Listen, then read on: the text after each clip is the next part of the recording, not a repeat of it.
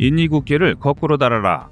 최근 KF-21 보람에 부착된 인도네시아 국기를 거꾸로 달아야 한다는 주장이 등장했습니다. 흰 바탕에 상반 절반이 빨간색인 인니 국기를 뒤집으면 그대로 폴란드 국기와 같은 모습이 되는데요. 이런 재미있는 주장이 나온 이유는 폴란드가 인니와 정반대 행보를 걷고 있기 때문입니다. 현재 인니는 규모의 경제 실현을 위한 KF-21 양산을 인질로 잡고 대한민국의 전투기 개발 기술을 내놓으라며 협박하고 있는데요. 더군다나 차일피일 분담금 지급을 미루며 양아치 짓을 일삼고 있습니다. 반면 폴란드는 고격의 품격이 무엇인지 제대로 보여주고 있습니다. 인니처럼 앞뒤재지 않고 철저한 계약 사항에 따라 정확히 선수금을 지불하고 있는데요. 심지어 그 금액이 상식을 벗어나 웬만한 나라의 국방비와 맞먹을 정도입니다. 뿐만 아니라 대한민국 역사상 전무후무한 방산계약을 맺었던 만큼 상당히 이례적인 액수의 선수금을 지급했습니다. 이 덕에 대한민국 폴란드 방산계약에 제기되던 부정적인 여론이 자취를 감췄습니다.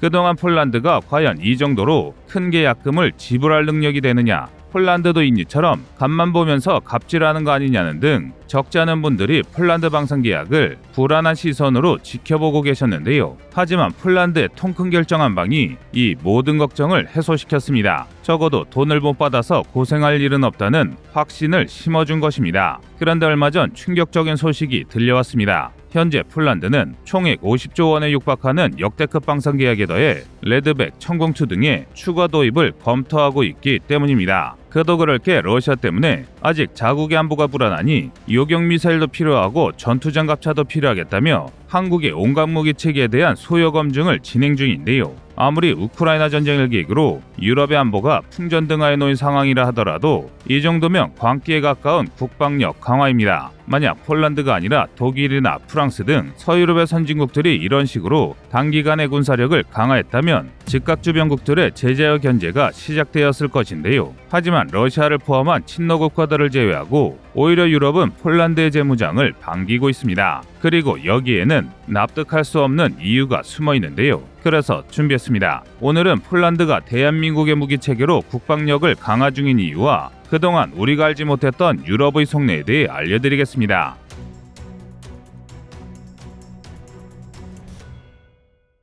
1조 2천억 원.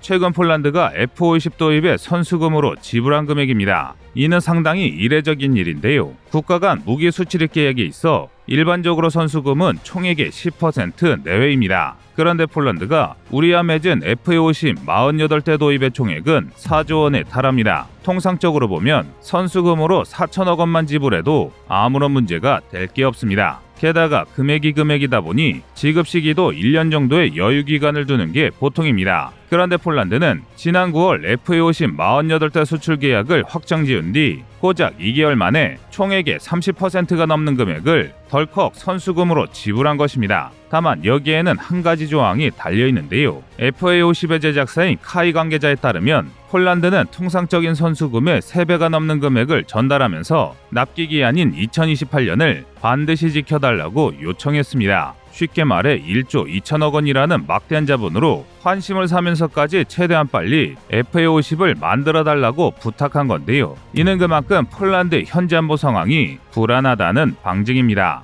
그도 그럴 게 폴란드의 안보에 조금이라도 여유가 있었다면 이렇게까지 급하게 무기 체계를 도입할 필요는 없습니다. 이미 항공무기 체계를 도입하기로 내정해 두었다 하더라도 최대한 다른 나라의 무기 체계와 경쟁을 붙이는 게 일반적입니다. 그래야 조금이라도 도입 단가를 낮출 수 있고 계약 조항에 보다 이득이 되는 조건을 추가할 수 있는데요. 이는 대부분의 무기 도입 사업이 따르고 있는 관행입니다. 하지만 폴란드는 묻지도 따지지도 않고 일단 항공무기 체계라면 이 모든 관행을 뒤엎고 있으며 자신들이 도입을 염두에 두고 성능 테스트와 소요 검증을 더 적극적으로 진행하고 있습니다. 원인은 바로 우크라이나 전쟁 때문인데요. 그런데 여기에는 다소 의아한 부분이 있습니다. 사실 지정학적 위치를 보면 폴란드는 러시아와 직접 국경을 맞대고 있지 않습니다. 물론 우크라이나 전쟁에서 누가 승리에 따라 국경선이 크게 달라지겠지만 이를 감안하더라도 동유럽 국가 중 유독 폴란드가 군사력 증강에 국력을 총동원 중이라는 것을 알 수 있습니다. 여기에는 우리가 잘 알지 못하는 숨겨진 정치적 이유와 역사적인 이유가 동시에 작용하고 있는데요. 만에 하나라도 우크라이나가 전쟁에서 패배하면 폴란드로서는 도저히 감당할 수 없는 사태가 벌어집니다. 우선 벨라루스가 문제입니다. 벨라루스는 구소련 해체로 독립하면서 친서방 정책을 펼치다 산업 구조가 붕괴했고, 이를 기점으로 1994년부터 알렉산드로 루카센코가 28년간 장기 집권 중인 독재 국가입니다. 즉 겉으로는 의회 민주주의를 표방하고 있지만 그 실상은 러시아와 마찬가지로 구소련의 공산주의를 그대로 계승한 비정상 국가입니다. 심지어 러시아와 국가 통합을 논의하고 있는 지독한 친러 국가인데요.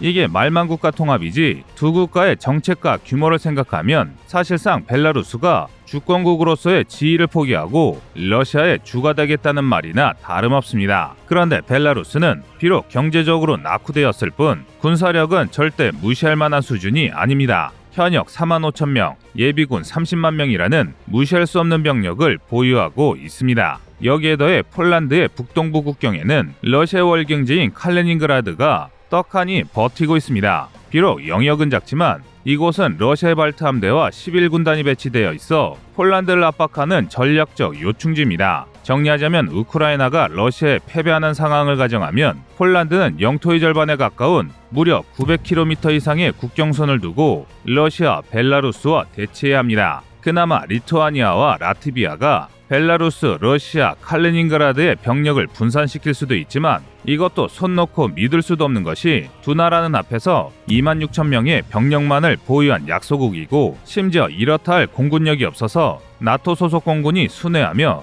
영공을 대신 책임지고 있습니다. 즉 폴란드와 러시아 간의 세력 다툼이 발생한다면 폴란드를 돕기는커녕 불똥이 자신들에게 튀지 않을까 염려해야 되는 수준입니다. 더군다나 폴란드는 나토 회원이더라도 러시아와 무력 충돌이 발생하면 폴란드의 국토만 황폐화될 게 뻔한데요. 만약 폴란드 러시아 전쟁이 발발하면 이는 곧 나토와 러시아를 포함한 바르샤바 조약기구 중국과의 전쟁을 의미합니다. 즉 3차 세계대전인데요. 이렇게 되면 폴란드는 이 전쟁에서 의도치 않게 최전방에 서야 하는 입장입니다. 그리고 나토 입장에서는 최대한 전선이 폴란드를 넘지 않고 해결되길 바라고 있습니다. 다시 말해 폴란드는 좋든 싫든 제3차 세계대전에 가장 격렬한 전쟁터가 될 수밖에 없는 운명입니다. 쉽게 말해 국토 황폐화는 불을 보듯 뻔한 상황이란 것입니다. 그래서 폴란드는 이런 상황을 방지하고자 가능한 강력하고 압도적인 무장을 갖추고 싶어 하는 것입니다. 게다가 역사적으로도 러시아는 폴란드의 철천지 원수입니다. 제국 시절의 러시아는 프로이센 왕국 오스트리아와 땅 따먹기를 하듯 폴란드를 나눠 가졌고 제2차 세계대전 때는 나치 독일과 소련이 폴란드를 둘로 나눴습니다. 심지어 냉전 시기에는 망명정부를 인질로 잡고 폴란드를 식민지화했는데요. 그래서 폴란드는 근 250년간 러시아에 의해 분열되고 핍박받다가 구소련이 해체될 때쯤이 되어서야 간신히 주권국의 지위를 회복한 것입니다. 상황이 이렇다 보니 폴란드는 우크라이나 전쟁의 승패를 떠나 언제든 러시아의 침공을 경계할 수밖에 없게 된 것입니다. 이 때문에 나라를 빼앗길 수 없다는 마음으로 5분 대기조처럼 빠르고 강력한 초동 조치를 할 수 있는 군사력을 보유하려는 것입니다. 그리고 이를 바탕으로 폴란드에 인도된 K2표와 K9 자주포 초도 물량의 배치 예정 지역을 보면 상당히 많은 것을 알 수 있습니다. 일례로 K2 초도 물량은 폴란드군 16기계화 사단의 20기계화 여단 소속으로 모라그와 오스트로다에 배치될 예정인데요. 이 부대들은 국경에 너무 가까이 붙어 있어서 적의 포격 범위 내에 있지만 파르토시체 등의 지역에서 칼리닝그라드 러시아군의 남하를 최대한 지연시키고 그 사이 K2의 빠른 기동력을 이용해 침공을 막아내겠다는 전략입니다.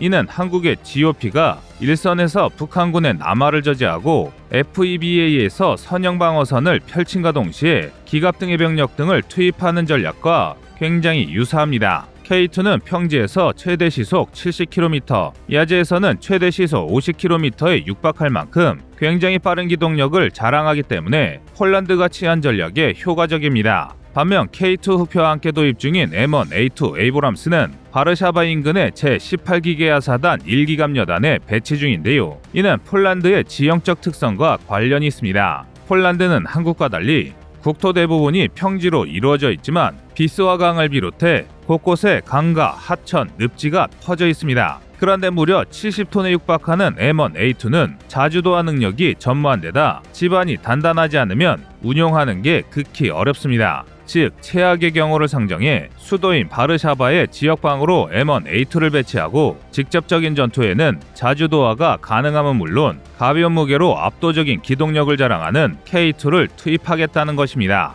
즉 국내 일각에서 말하는 것처럼 폴란드 기갑 전력의 주력이 미국의 M1 전차일 것이라고 주장하는 것에 상반된 실정입니다. 이와 함께 폴란드는 K9 자주포의 초도 물량을 우선적으로 벵고제보시의 11포병연대에 배치해 최전방에서 활약하게 준비했습니다. 이곳은 칼리닝그라드 국경에서 고작 1km 남짓 떨어진 최전방인데요. 칼리닝그라드의 러시아 제11군단이 구세시브 인근에 주둔 중인 사실을 감안하면 폴란드가 K9을 이용해 러시아군을 직접 타격할 능력을 확보 중이라는 것을 알 수 있습니다. 이처럼 폴란드는 가장 급한 불인 칼리닝그라드 국경에 한국의 K2와 K9 초도 물량을 배치해 방어하고 다른 잠재적 불안 요소인 벨라루스 방어에는 2023년부터 18대가 선제 인도되는 K39 천무를 루블린, 제슈프, 베솔라의 18 기계화 사단에 우선 배치할 계획입니다. 239mm 유도 로켓을 탑재한 천무의 사거리가 80km에 달한다는 걸 생각하면 이 세 곳은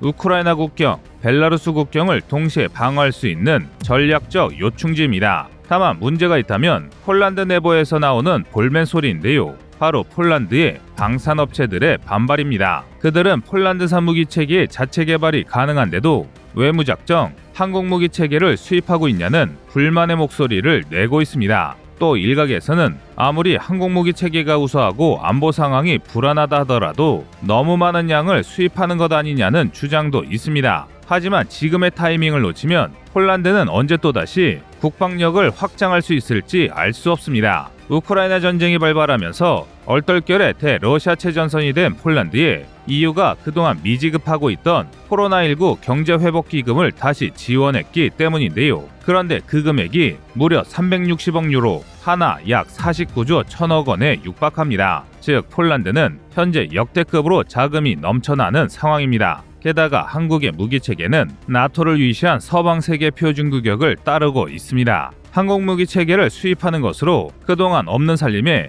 꾸역꾸역 어떻게든 유지해왔던 동구권 규격의 무기들을 싸그리 새 물건으로 물갈이할 수 있는 절호의 기회인 것입니다. 더구나 평소라면 처치곤란한 동구권 무기들도 우크라이나 지원이라는 형태로 손쉽게 처리할 수 있으니 폴란드 입장에서는 지금의 기회를 절대 놓칠 수 없는 것입니다. 이처럼 폴란드는 우크라이나 전쟁으로 안보 상황은 불안해졌지만 되려 이를 환골탈퇴의 기회로 바꾸고 있습니다. 그리고 대한민국은 폴란드의 새로운 안보 파트너로서 그 길을 함께 가고 있는데요. 부디 폴란드가 전란에 휩쓸리지 않은 채 대한민국의 무기체계로 완벽한 재무장이 계속되길 바라겠습니다. 여러분의 생각은 어떠신가요? 이상 꺼리투브였습니다.